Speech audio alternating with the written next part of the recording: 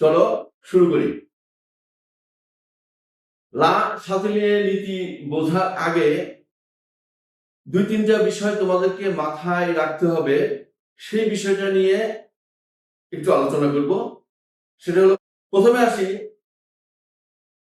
উভমুখী বিক্রিয়া। দিকের উপরে ভিত্তি করে রাসায়নিক বিক্রিয়া দুই প্রকার। একটা হলো একমুখী বিক্রিয়া, যে বিক্রিয়া একই দিকে সংঘটিত হয়, অর্থাৎ বিক্রিয়ক থেকে শুধুমাত্র উৎপাদ তৈরি হয়, তাকে বলে একমুখী বিক্রিয়া। ধরো এ একটি বিক্রিয়ক, এ বিক্রিয়ক বিক্রিয়া করে বি একটি উৎপাদ তৈরি করতেছে। এখানে এ থেকে শুধু বি হচ্ছে, বি থেকে কিন্তু পুনরায় এ হচ্ছে না। সুতরাং এই বিক্রিয়াটা হলো একমুখী বিক্রিয়া। আর যে বিক্রিয়া একই সাথে উভয় দিকে সংঘটিত হয়, অর্থাৎ বিক্রিয়ক থেকে উৎপাদ তৈরি হয়, পুনরায় বিক্রিয়ক উৎপাদ থেকে আবার বিক্রিয়কে পরিণত হয়। যেমন ধরো এ থেকে বি তৈরি হলো, অপরদিকে একই সঙ্গে বি আবার পুনরায় ভেঙে এ তৈরি করতেছে। অর্থাৎ যখন এ থেকে বি হচ্ছে, আবার বি থেকে এ হচ্ছে, এই যে দুই দিকে চলতেছে বিক্রিয়া, এই বিক্রিয়াগুলোকে বলা হয় উভমুখী বিক্রিয়া। তখন এই বিক্রিয়াটাকে এ উভমুখী দুইটা তীর চিহ্ন দিয়ে, ডাবল অ্যারো বলে, এই চিহ্ন দিয়ে প্রকাশ করা হয়। এটা হলো উভমুখী বিক্রিয়া। যেমন ধরো তোমার ক্লাসে 20 জন শিক্ষার্থী রয়েছে, তো 20 জন শিক্ষার্থীর মধ্যে থেকে ক্লাসের শুরুতেই 2 জন শিক্ষার্থী বাইরে চলে গেল, আবার ক্লাসের শেষে 2 জন শিক্ষার্থী ক্লাসে প্রবেশ করলো। পরের ক্লাসের শুরুতে আবার 2 জন শিক্ষার্থী বাইরে চলে গেল, আবার ওই ক্লাসের শেষে আবার 2 জন শিক্ষার্থী ক্লাসে প্রবেশ করলো। এইভাবে তোমরা যখন সব ক্লাসগুলো শেষ হয়ে যাবে, তখন তোমার ক্লাসের শিক্ষার্থীর সংখ্যা কত থাকবে? নিশ্চয়ই 20 জনই থাকবে। হ্যাঁ, 20 জনই থাকবে, কারণ শিক্ষার্থী যে পরিমাণ গিয়েছে আবার ঠিক সেই পরিমাণ প্রবেশ করেছে। এইভাবে যখন কোনো বিক্রিয়ায় একই সাথে দুই দিকে সংঘটিত হয়, বিক্রিয়ক থেকে উৎপাদ তৈরি হয়, পুনরায় উৎপাদ ভেঙে আবার বিক্রিয়কে পরিণত হয়, তখন সেই বিক্রিয়াকে বলা হয় উভমুখী বিক্রিয়া। এবার চলো আমরা একটু দেখব যে সাম্যাবস্থা বলতে কি বোঝায়। এ থেকে বি তৈরি এই বিক্রিয়াটা ধরো একটি উভমুখী বিক্রিয়া। এই বিক্রিয়ার এ থেকে বি তৈরি, এটা হচ্ছে সম্মুখ বিক্রিয়া, আর বি থেকে এ তৈরি, এটা হচ্ছে পশ্চাৎ বিক্রিয়া। তো বিক্রিয়া যখন শুরু হয়, তখন সার্বিকভাবেই সম্মুখ বিক্রিয়ার গতিবেগ বেশি থাকে, এর তাপমাত্রাও যথেষ্ট পরিমাণ থাকে, ঘনমাত্রাও যথেষ্ট পরিমাণ থাকে, চাপও যথেষ্ট পরিমাণ থাকে। তাই এই বিক্রিয়াটা যখন শুরু হয়, আমরা গ্রাফ থেকে ব্যাপারটা ক্লিয়ার করি। সম্মুখ বিক্রিয়াটা তীব্র বেগে শুরু হয়ে গেছে, সময়ের সাথে সাথে এই বিক্রিয়ার বেগ ধীরে ধীরে ধীরে ধীরে কমতেছে। ঠিক সম্মুখ বিক্রিয়া শুরু হওয়ার সাথে সাথে আবার যখন বি উৎপন্ন হয়, বি কিন্তু আবার ভাঙা শুরু করে। তো ওই অবস্থায় স্বাভাবিকভাবে এর গতিবেগ কম থাকে, এর তাপমাত্রা কম থাকে, এর চাপ কম থাকে, এর ঘনমাত্রা কম থাকে, সময়ের সাথে সাথে এগুলো বাড়তে থাকে। তাই এই বিক্রিয়াটা হচ্ছে পশ্চাৎ বিক্রিয়া। এইভাবে উভমুখী বিক্রিয়া চলাকালীন সময়ে সম্মুখ বিক্রিয়ার গতিবেগ ধীরে ধীরে বাড়তে থাকে এবং পশ্চাৎ বিক্রিয়ার গতিবেগ ধীরে ধীরে কমতে থাকে। সম্মুখ বিক্রিয়ার গতিবেগ বাড়তে বাড়তে এবং পশ্চাৎ বিক্রিয়ার গতিবেগ কমতে কমতে এমন একটা সময়ে এমন একটা অবস্থায় এসে উপনীত হয়, যখন উভয় বিক্রিয়ায়, অর্থাৎ সম্মুখ বিক্রিয়া এবং পশ্চাৎ বিক্রিয়া পরস্পরের বিপরীত দিকে সমবেগে চলমান থাকে। এই যে অবস্থায়, যে সময়ে, যে অবস্থায় এসে উভয় বিক্রিয়ার বেগ সমান হয়ে যায়, সেই অবস্থাটাকে বলা হয় রাসায়নিক সাম্যাবস্থা। সাম্যাবস্থা নিশ্চয়ই ক্লিয়ার হয়ে গেছে তোমাদের কাছে। এবার আমরা একটু দেখি আসলে তাপ উৎপাদী বিক্রিয়া এবং তাপ হারি বিক্রিয়া কাকে বলে। তাপের উপরে ভিত্তি করে রাসায়নিক বিক্রিয়া দুই প্রকার। একটি হচ্ছে তাপ উৎপাদী বিক্রিয়া, অপরটি হলো তাপ হারি বিক্রিয়া। চলো এই দুইটা বিক্রিয়াকে আমরা চিনে ফেলি। তাপ উৎপাদী বিক্রিয়া, যে বিক্রিয়ায় তাপ উৎপন্ন হয় তাকে বলা হয় তাপ উৎপাদী বিক্রিয়া, আর যে বিক্রিয়া তাপ শোষিত হয় তাকে বলা হয় তাপহারী বা তাপ শোষী বিক্রিয়া। এখন প্রশ্ন হলো, তাপ উৎপাদী বিক্রিয়ায় তাপ উৎপন্ন হয় বুঝলাম, কিন্তু কিভাবে তাপ উৎপন্ন হয় চলো দেখি, সহজে বুঝে নাও। ধরো নাইট্রোজেন এবং হাইড্রোজেনের বিক্রিয়ায় অ্যামোনিয়া উৎপন্ন হয়। লক্ষ্য করো, 1 মোল নাইট্রোজেন 3 মোল হাইড্রোজেনের সাথে বিক্রিয়া করে 2 মোল অ্যামোনিয়া গ্যাস উৎপন্ন করে।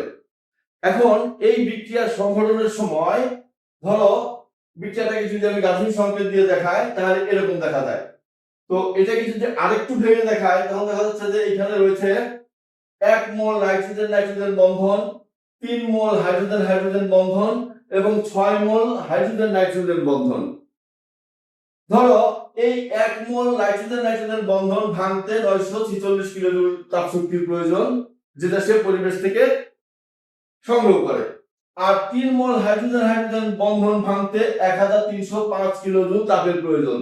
তাহলে এই বিক্রিয়কের মোট বন্ধন ভাঙতে 2251 কিলোজুল তাপ শক্তির প্রয়োজন হয়, যেটা সে পরিবেশ থেকে গ্রহণ করে বিক্রিয়াটা সংগঠনে ভূমিকা রাখে।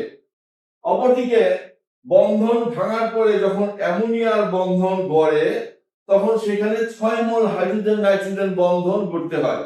এর জন্য তার এই বন্ধন ভাঙার যে প্রয়োজনীয় শক্তিগুলো ছিল সেই শক্তিগুলো তো তাদের মধ্যে রয়ে গেছে, এরা এখন সেই শক্তিগুলো ছাড়তে থাকে। এইভাবে ছাড়তে ছাড়তে সব যতটুকু নিয়েছিল ধরো 2251 কিলোজুল সব তো ছেড়ে ফেলছে, তবু এরা বন্ধন গঠন করতে পারেনি। তখন নিজেদের মধ্যে যে শক্তিগুলো সঞ্চিত ছিল সেখান থেকেও তারা শক্তি ছাড়তে শুরু করে। আর সেটা ছাড়তে ছাড়তে দেখা যায় 6 মোল নাইট্রোজেন আর হাইড্রোজেন বন্ধন এরা তাপ শক্তি নির্গত করলো 2343 কিলোজুল। তাহলে তুমি একটা বিষয় লক্ষ্য করো, এরা গ্রহণ করেছিল 2251 কিলোজুল, কিন্তু ছেড়েছে কত জুল? 2343 কিলোজুল। কতটুকু বেশি ছেড়েছে? 92 কিলোজুল বেশি ছেড়েছে। অর্থাৎ এটা উৎপন্ন করেছে, যেমন অ্যামোনিয়া উৎপন্ন করেছে সেই সাথে 92 কিলোজুল তাপ শক্তিও উৎপন্ন করেছে। আর এই জন্য এই বিক্রিয়াটাকে বলা হয় তাপ উৎপাদী বিক্রিয়া।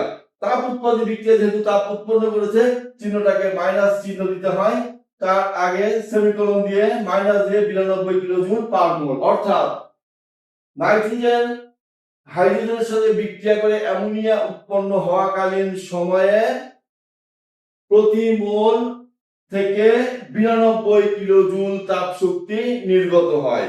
এই বিক্রিয়াটাকে বলা হয় তাপ উৎপাদী বিক্রিয়া। এই বিক্রিয়াটাকে তোমরা হয় এভাবে লিখবে, অথবা যেহেতু তাপ উৎপাদী বিক্রিয়ায় তাপ একটা উৎপাদ, সেই জন্য বিক্রিয়াটাকে তুমি এইভাবেও দেখাতে পারো।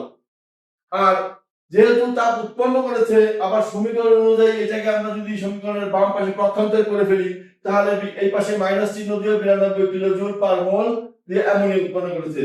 এই তিনটা নিয়মের যে কোনো একটা উপায়ে তুমি তাপ উৎপাদী বিক্রিয়াকে দেখাতে পারবে। এবার তাপহারী বিক্রিয়া, সিম্পল। ধরো এই বিক্রিয়াটা যদি উল্টা দিক থেকে করতো, এই বিক্রিয়াটা যদি উল্টা দিক থেকে হতো তাহলে কি হতো? তাহলে বিক্রিয়াটা হতো অ্যামোনিয়া ভেঙে নাইট্রোজেন এবং হাইড্রোজেন উৎপন্ন করছে। তাহলে অ্যামোনিয়া গড়তে যখন 2343 কিলোজুল তাপ শক্তি লেগেছিল, ছেড়েছিল, তাহলে নিশ্চয়ই আবার সেই 6 মোল নাইট্রোজেন হাইড্রোজেন বন্ধন ভাঙতে, এবার এটা বিক্রিয় বন্ধন ভাঙতে সেই 2343 কিলোজুল তাপ শক্তির প্রয়োজন হবে। আবার নাইট্রোজেনের বন্ধন করতে 946 কিলোজুল তাপ শক্তির প্রয়োজন হবে। অনুরূপভাবে 3 মোল হাইড্রোজেন হাইড্রোজেন বন্ধন গড়তে 1305 কিলোজুল তাপ শক্তির প্রয়োজন হবে।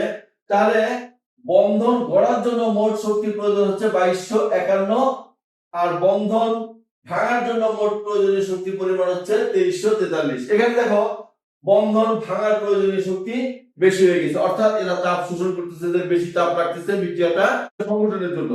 কতটুকু তাপ শক্তি বেশি লাগতেছে? এই দুইটার পার্থক্য হচ্ছে 92 কিলোজুল। অর্থাৎ এই বিক্রিয়াটা সংঘটনের জন্য এরা অতিরিক্ত 92 কিলোজুল তাপ শক্তি শোষণ করেছে। এই কারণে এই বিক্রিয়াটাকে বলা হয় তাপহারী বিক্রিয়া। আর স্বাভাবিকভাবে এটার চিহ্ন হবে প্লাস। তবে এখানে তোমরা ওই বিক্রিয়াটাকে এই দুইটা ভাবে প্রকাশ করতে পারো। যেমন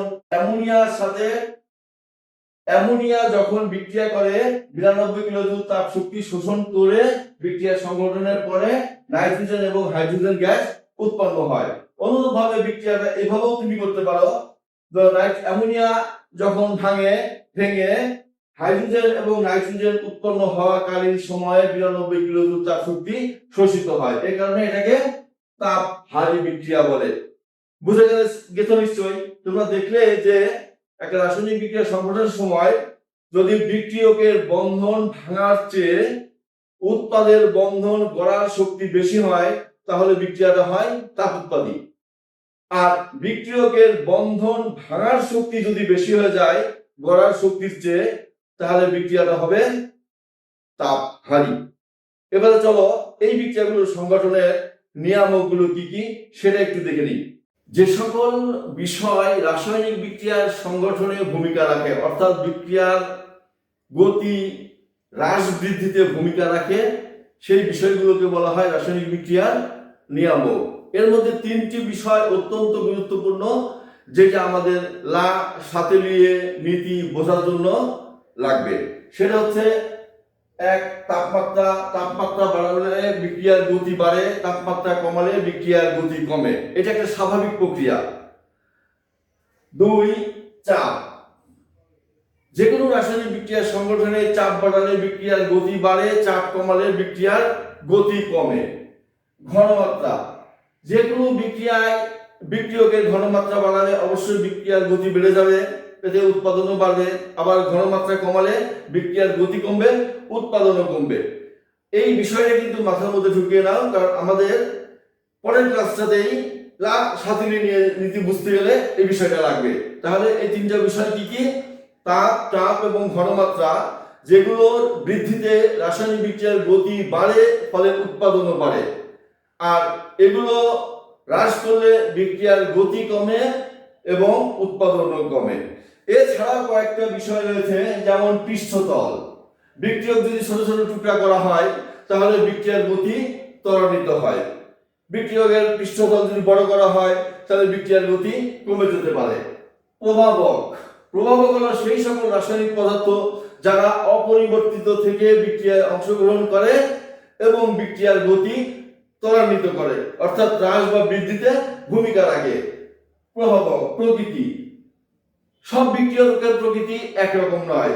যেমন সমযোজী যৌগ, আয়নিক যৌগ, দুটা ভিন্ন রকম যৌগ, এদের বিক্রিয়ার গতি, আয়নিক যৌগের বিক্রিয়া দ্রুতগতি সম্পন্ন, সমযোজী যৌগের বিক্রিয়া ধীর গতি সম্পন্ন। কাজে এটাও রাসায়নিক বিক্রিয়া সংগঠনের একটি নিয়ামক। আলো। অনেক সময় আলো রাসায়নিক বিক্রিয়ার গতি প্রকৃতি নিয়ন্ত্রণ করতে পারে। তোমরা জানো যে ফটোসিনথেসিস মানে সালোক সংশ্লেষণ, আলোর কারণে সালোক সংশ্লেষণ হয়ে থাকে। তো আমরা দেখলাম রাসায়নিক বিক্রিয়া সংগঠনের নিয়ামক এই সাতটির মধ্যে আমাদের যে তিনটা প্রয়োজন হবে সেটা হচ্ছে তাপমাত্রা, চাপ এবং ঘনমাত্রা। এইবার আসো সাতেলিয়ে নীতি কি? উভমুখী রাসায়নিক বিক্রিয়া সাম্য অবস্থায় উপনীত হবার পর, দেখো আমি কিন্তু সবগুলো টপিকস দেখিয়েছি। উভমুখী রাসায়নিক বিক্রিয়া সাম্য অবস্থায় উপনীত হওয়ার পর যদি বিক্রিয়ার কোনো একটি নিয়ামক পরিবর্তন করা হয়, নিয়ামকগুলো কি? তাপমাত্রা, চাপ এবং ঘনমাত্রা পরিবর্তন করা হয়, তাহলে সাম্যের অবস্থান পাল্টে যায়। পাল্টে যাওয়া মানে কি? হয় সাম্য অবস্থা আগে হয়ে যাবে অথবা সাম্য অবস্থা পরে হবে। তো সাম্যের অবস্থান পাল্টে যায়, এমন ভাবে পাল্টে যায় যাতে নিয়ামক পরিবর্তনের ফলাফল প্রশমিত হয়। প্রশমিত হওয়া মানে কি? ধরো তাপমাত্রা বাড়িয়েছি আমরা উৎপাদন বৃদ্ধির জন্য, তো বিক্রিয়ার গতি বেড়েছে ঠিকই, কিন্তু উৎপাদন হয়তো বাড়েনি। এটাই হচ্ছে সাতেলিয়ে নীতি। তো সাতেলিয়ে নীতিটা কি? উভমুখী রাসায়নিক বিক্রিয়া সাম্যাবস্থায় উপনীত হওয়ার পর যদি বিক্রিয়ার কোনো একটা নিয়ামক যেমন তাপ, চাপ, ঘনমাত্রা পরিবর্তন করা হয় তাহলে সাম্যের অবস্থান পাল্টে যায়, এমন ভাবে পাল্টে যায় যাতে নিয়ামক পরিবর্তনের ফলাফল প্রশমিত হয়। এইটা হচ্ছে সাতেলিয়ে নীতি। আমরা এবার পরের ক্লাসে তাপমাত্রার প্রভাব, চাপের প্রভাব, ঘনমাত্রার প্রভাব একদম সহজ করে তুলব। তোমরা সাবস্ক্রাইব করে রেখো। ধন্যবাদ।